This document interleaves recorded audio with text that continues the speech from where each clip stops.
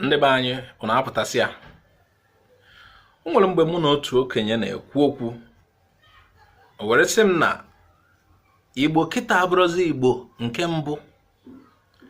Ndị Igbo na-emezi ife ka ya sị na ife mere ha n'agha ghasasịrị ife niile. Etu a si ahazizi ife kịta ahụ, ọtụtụ mgbanwe ọjọọ adịgo. Ọ na-ewutekwa m nke ukwuu. Ngwanụ geenụ ntị n'ọnụ mmiri okwu okenye a m ga-akpọ ugbu a kịta.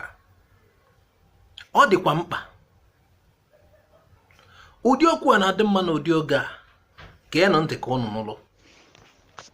Nsogbu ọzọ anyị nwere taa bụ na onye ọbụla chọrọ ịbụ isi. Onye ọbụla chọrọ ka ọ bụrụ onye ka a na-anụ. Na mgbe e tere aka gara aga, abata n'ezinụlọ enwe ike ọdụdụ nwa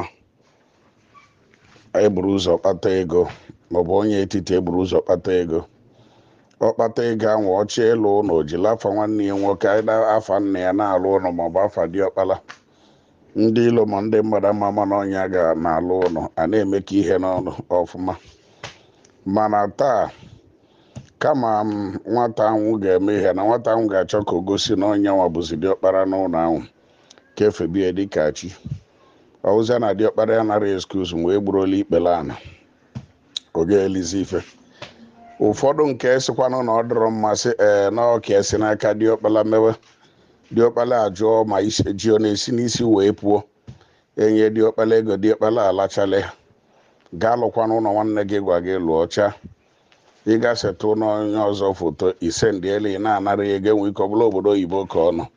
Mgbe nwanne gị ga-anatazi n'ọlụsi ọ n'ọbata, ọbụna afọrọ dị kichin ma ọ bụrụ na alụrụ ụlọ. Ihe ndị a niile wee bụsịara ihe ọjọọ na ihe alụ.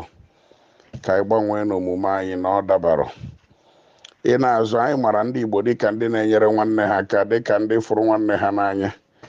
Mana ana m ajụ, Igbo ndị nke anyị nwe kịta ọkwazikwa Igbo ndị nke ọzọ nọ, ọkwazikwa ọbala Igbo na anyị mara. Igbo na anyị ji ekwe enyi mba enyi. Igbo na anyị ji asị nwanne agha na mgba nwanne ya. Igbo na anyị ji asị nwanne mara nwanne. Igbo na anyị ji asị akụlụ ụlọ ekwu ebe esi kpata. Ọkwazikwa ọbala Igbo a na-alụ ọlụ ka enweghị ihe mere ọbara. Ana m ajụ ka anyị na-ezikwa n'anya ọfụma ka anyị mara ihe na-eme anyị. Ọ bụ na ị nweta ebe isi eli nri, were nwanne gị tinye ebe ahụ ka nwanne gị nyere gị aka. Kedu isi ọnụ gị na nwanne gị na-eme ihe, nwanne gị lụọ ebe ole gị kọbọ wekwolu chenji tinye na akpa ya, chenji ya nwa ama elu ụlọ. Ịpụtazi echi bịaza n'ebe ahụ ị na-alụ ọla na-enezighị anya na-ene onye ori. Ihe ndị ya niile bụ ihe ọjọọ ka ọ bụ, ọ dịrọ mma. Ọ bụrụ na ị na-achọ pozishọn, i wee gwata nwanne gị ka o nyere gị aka, ọ gbazesiwe ọnwụ jee nyebe bribe ka ọ naghị nava pozishọn ahụ. Ọtụtụ ikpe ka m kpere na Abuja. Nwanne gị nwoke ga-anọ na shọpụ na-azụ afọ, ifo na ọ na-ele afọ ebe ahụ, gị nwa bụ enyi ya, ị na-abịakwute ọ na-akọrọ gị otu o si wee nọrọ. Ihe ọzọ ị ga-eme bụ isi n'azụ jekwuru ndị gba gị, ndị gwara bụ landlord. Ebe ọ na-akwụ 100,000 na-agwa landlord ya chụpụ ya na ị ga-akwụ 200,000. Kwụnye landlord 150 advance, na-asị na ọ pụ onye tụpụọ 150,000, were mmanya nye. Before you know it, ebozi nwanne gị nwoke bụ ma ọ gịnị hụ na ya na-eme expire. Before na ọ ga-eme expire, enye gị quick notice, ọ pụọ, ị gaa na shọpụ a nochie. O gburu nwanne ya bụrụ odogwu.